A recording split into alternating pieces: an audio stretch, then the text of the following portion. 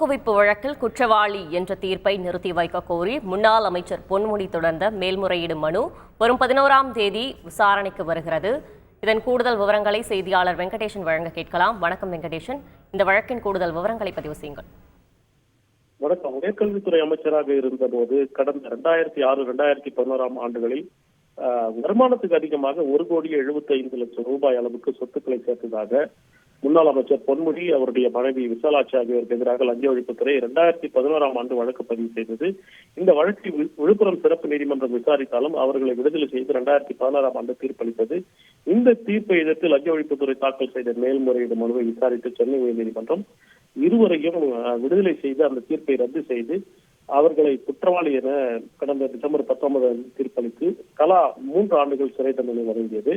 இந்த தண்டனைக்கு எதிராக அவர்கள் தாக்கல் செய்த மேல்முறையீடு மனுக்களை உச்சநீதிமன்ற நீதிபதிகள் அபய் எஸ் ஓகா, உஜ்ஜல் பையன் ஆகியோர் அடங்கிய அமர்வு விசாரித்து வருகிறது.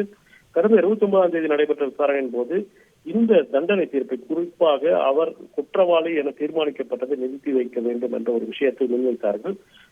இருப்பினும் இந்த தேர்தல் அறிவிக்கப்படக்கூடிய கருதி அந்த 2 அல்லது 3 வாரங்களில் எதுவும் நடந்து விடாது, எனவே தற்போதைக்கு தண்டனை தீர்ப்பை நிறுத்தி வைக்க முடியாது என மறுத்துவிட்டனர். இதனிடையே கடந்த 4ஆம் தேதி மீண்டும் விசாரணைக்கு வந்த போது இந்த திருக்கோயிலூர் தொகுதி ஒரு பிரதிநிதித்துவம் இல்லாமல் இருக்க முடியாது, அவருக்கு விதிக்கப்பட்ட அந்த தண்டனை தீர்ப்பை நிறுத்தி வைக்க வேண்டும் என மீண்டும் வலியுறுத்தப்பட்டது.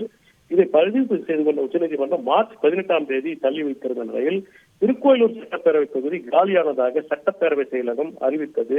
கடந்த 5ஆம் தேதி ஒரு அரசாணையம் வெளியிட்ட சூழலில் இந்த மனுவை, குறிப்பாக இந்த குற்றவாளி என தீர்மானிக்கப்பட்டதை நிறுத்தி வைக்க கோரி அவர் தாக்கல் செய்த மேல்முறையீடு மனுவை அவசரமாக விசாரிக்க கோரி முன்வைத்த முறையீட்டை உச்சநீதிமன்றம் ஏற்று இந்த 18ஆம் தேதி தள்ளி வைத்த அந்த விசாரணையை 11ஆம் தேதியே அந்த மனுவை விசாரணைக்கு எடுத்துக் கொள்வதாக தற்போது தெரிவித்துள்ளார்கள்.